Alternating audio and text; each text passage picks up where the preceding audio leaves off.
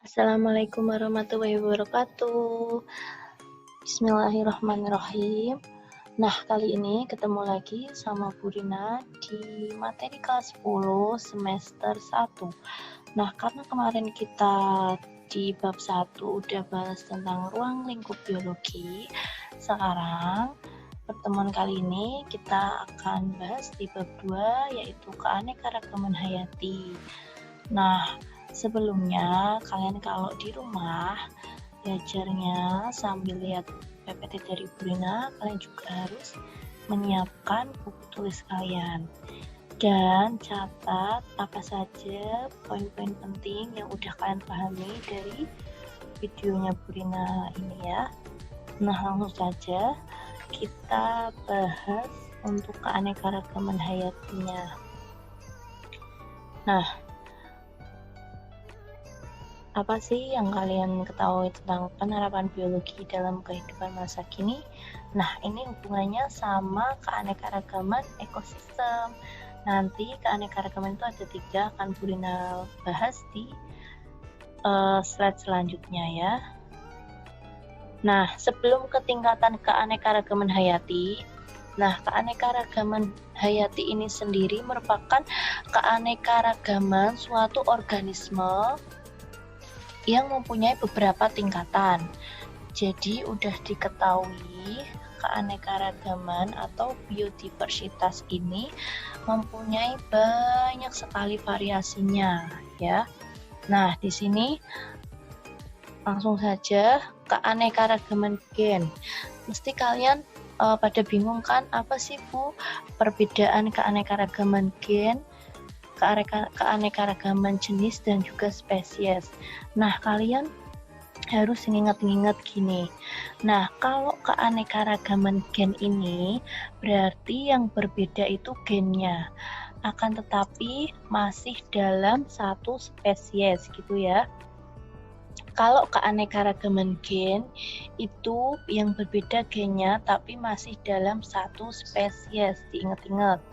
Nah, untuk apa sih Bu contohnya? Nah, untuk contohnya sendiri, kalau gen itu contohnya kayak ini, mangga juga ada mangga aromanis, ada mangga mana lagi, ada mangga lain-lainnya gitu. Misalkan contoh kedua ada misalkan kalian sama temannya si A sama si B. Nah, itu mempunyai warna kulit yang berbeda kan, mempunyai rambut yang berbeda, ada yang ikal, ada yang lurus, kayak gitu, ada yang keriting. Nah, itu namanya perbedaan gennya yang beda, tapi masih dalam satu spesies atau satu jenis, gitu ya. Terus kita lanjutin lagi. Nah, yang kedua ada keanekaragaman jenis. Kalau keanekaragaman jenis itu berarti yang beda jenisnya, tapi masih dalam satu gen. Ini contohnya ada anjing, terus ada kucing, terus ada nanti harimau kayak gitu. Misalkan karnivora yang memakan daging gitu kan, ada singa, harimau, terus anjing, terus ada kucing kayak gitu. Jadi diingat-ingat, kalau keanekaragaman ini jenis yang beda berarti jenisnya, tapi gennya masih satu atau masih sama, gitu ya. Yang kedua, yang selanjutnya maksud Ibu, selanjutnya ada keanekaragaman ekosistem. Nah, ekosistem ini merupakan keanekaragaman antara makhluk hidup dengan lingkungannya. Itu kalau keanekaragaman ekosistem, misalnya ada hutan bakau, ada hutan hujan tropis, ada padang rumput, gurun pasir, sawah, dan lain-lain masih banyak lagi. Misalnya juga hutan, terus ekosistem savana gitu ya. Itu merupakan keanekaragaman ekosistem yang dimana di situ ada kontribusinya dengan manusia. Nah, selanjutnya.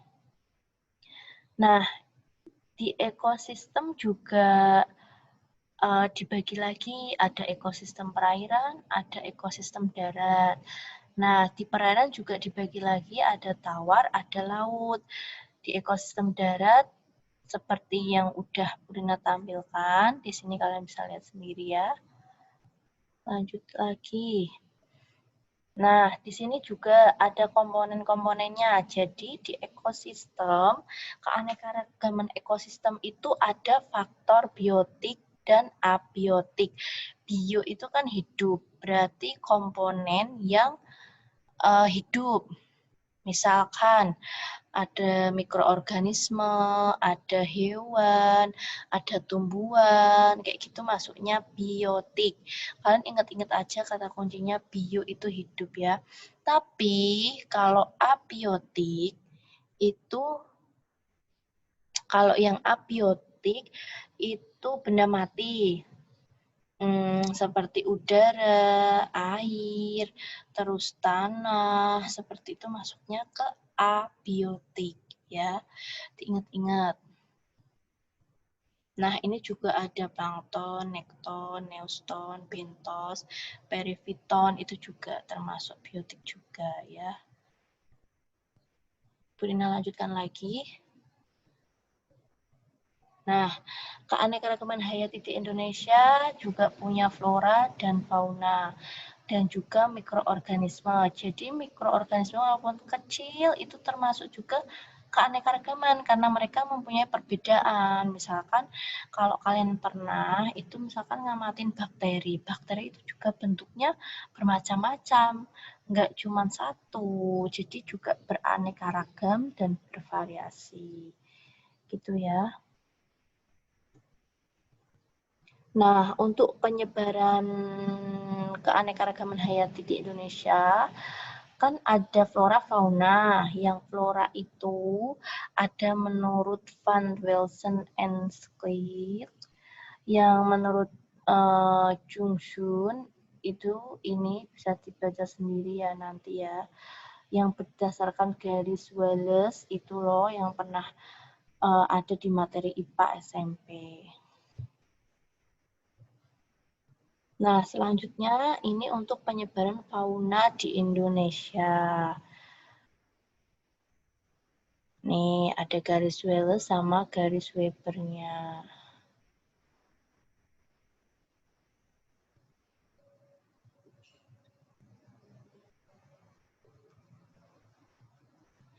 Nah, di sini penyebaran keanekaragaman hayati di Indonesia itu ada fauna kawasan peralihan, terus ada fauna kawasan Indonesia Timur, ada ini udah manfaatnya ya, ada bagian timur sama bagian peralihan. Ini bisa dilihat gambarnya apa saja. Lalu ada manfaatnya, bisa sebagai sumber pangan, bisa obat-obatan, kosmetik, sandang, papan, aspek budaya juga ya. Jadi bermacam-macam dari penyebaran keanekaragaman ini. Nah, bisa jadi ada plasma nutfah juga, yang di sana biasanya itu mewariskan sifat-sifat. Jadi, di plasma nutfah itu biasanya menghasilkan varietas yang unggul dalam suatu spesies. Nah, gitu ya. Dan apa sih Bu yang ada di plasma nutfah itu? Nah, di sana itu banyak, ada bagian tumbuhan, ada bagian hewan, dan juga mikroorganisme. Lalu, selanjutnya, usaha melestarikan keanekaragaman hayati. Yang pertama, itu kan ada sebab kenapa sih keanekaragaman hayati itu bisa menghilang kayak gitu kan. Nah, itu salah satunya ada ini yang pertama hilangnya habitat. Jadi misalkan habitat di suatu hutan seperti itu, kan di hutan itu banyak sekali ada hewan, ada tumbuhan. Lah, seketika itu hutan itu dibangun jadi misalkan perumahan, hotel, ataupun rumah sakit, dan lain-lain. Jadi kan mereka kehilangan tempat tinggal mereka. Jadi itu menyebabkan punahnya keanekaragaman yang ada di situ. Gitu. Yang selanjutnya, pencemaran tanah, air, dan udara. Misalkan Purina jelasin pencemaran air, misalkan di suatu sungai itu tuh banyak sekali keanekaragamannya. Ada keanekaragaman hewan maupun tumbuhan. Misalkan kalian mencemari sungai itu dengan kalian membuang sampah di situ, kalian mengalirkan air deterjen atau bekas sabun ke situ, maka kan organisme yang ada di sungai itu menjadi punah, bahkan menjadi mati, bahkan bisa punah karena terus-menerus kalian cemari kayak gitu. Itu juga bisa menyebabkan hilangnya keanekaragaman hayati. Gitu ya. Di tanah juga misalnya pestisida itu juga bahaya buat mikroorganisme yang ada di tanah juga gitu ya. Terus perubahan iklim ini bisa mempengaruhi juga menghilangnya keanekaragaman suatu organisme. Terus ada eksploitasi tanaman dan hewan. Ini juga bisa kan apa? Misalkan adanya penebangan liar kayak gitu. Kan berarti kan yang aslinya itu beraneka ragam tumbuhannya seperti misal pohon apa dibakar kan jadi menghilang suatu keanekaragaman tersebut gitu ya. Misalkan hewan tuh misalnya menangkap ikan salah sembarangan kayak gitu-gitu juga menyebabkan hilangnya keanekaragaman hayati. Nah, yang kelima adanya spesies pendatang itu bisa menyingkirkan bahasanya ya, menyingkirkan spesies yang udah ada. Jadi kayak tersisihkan seperti itu. Dan yang terakhir ada industri pertanian dan hutan. Nah, gimana sih biar keanekaragaman hayati ini tetap lestari? Itu ada usahanya, ada in situ dan ex situ. Untuk in itu kan biasanya di dalam, ex itu di luar. Nah, biasanya kalau di Indonesia itu adanya cagar alam, suaka marga satwa, cagar biosfer, dan taman nasional. Ya, pasti kalian tahu kan, taman nasional di mana aja letaknya, cagar alam dan lain-lain. Itu wujud usaha kita untuk melestarikan keanekaragaman hayati yang ada di Indonesia ini gitu. Kalau yang konservasi ex itu kebun koleksi, terus Pasma Nutfah yang Bu Rina tadi jelaskan, kebun raya seperti di Bogor itu ya, Taman Safari, dan juga kebun binatang. Itu merupakan usaha pelestarian keanekaragaman hayati yang ex situ. Nah, ini buat referensi kalian aja. Ini Purina listkan satwa liar yang dilindungi itu apa aja ya. Kalian bisa nambah pengetahuan kalian. Nah, ini juga masih. Nah, flora juga iya. Flora ini juga ada beberapa yang dilindungi karena emang kadang mau punah jadi harus dilestarikan. Seperti itu ya. Nah, untuk klasifikasi makhluk hidup, tokoh klasifikasi siapa? Carolus Linnaeus, Bu. Nah, itu diingat-ingat. Nah, sistem klasifikasi dalam mengklasifikasi makhluk hidup itu tidak sembarangan, ya, Nak. Jadi ada step-step by step-nya. Nah, ada 4 sistem yang digunakan untuk dasar klasifikasi. Yang pertama itu alamiah, yang kedua buatan atau artifisial, yang ketiga filogenetik, dan yang keempat yaitu modern. Nah, ini urutan takson dari yang tertinggi sampai yang terendah. Ada kingdom, phylum, kelas, ordo, family, genus, spesies, dan juga varietas. Ya, kalian harus tahu ini karena dalam mengelompokkan atau mengklasifikasikan makhluk hidup itu harus tahu dasarnya dulu. Tingkatan taksonnya dari yang terkecil itu apa, yang dari yang terbesar itu apa. Gitu ya. Nah, untuk sistem tata nama makhluk hidup. Nah, bisa dilihat misalnya kedelai. Glycine Max Mer itu ditulis miring, bercetak miring. Ya, jadi huruf pertama itu huruf besar, huruf kedua itu huruf besar atau huruf kapital yang kata kedua itu menggunakan huruf kecil.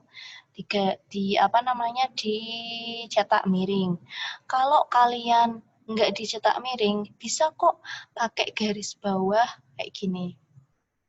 Pakai garis bawah ya, tapi tetap yang pertama itu huruf kapital, yang kedua huruf kecil ya. Terus misalkan Bu, kalau SP gimana? Kalau SP misalnya misalnya genemon itu masih sama ya, walaupun depannya G sama G itu, tapi tetap yang huruf pertama itu pakai huruf kapital, yang huruf kedua itu pakai huruf kecil. Itu ya. Kalian bisa dilihat lagi, udah Purina catetin di sini di layar. Jadi bisa diingat-ingat, biasanya itu kalian itu kebolak-balik gitu. Kadang ada yang di awal itu menggunakan kecil, yang di belakang besar, ada yang enggak dicetak miring atau digaris bawahi kayak gitu.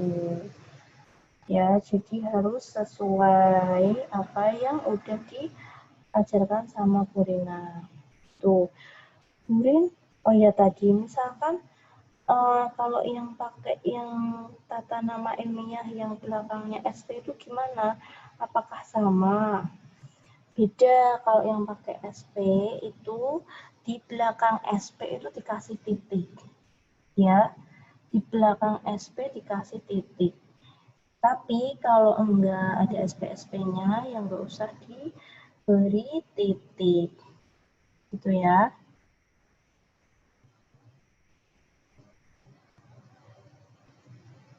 Nah, kita lanjutkan lagi.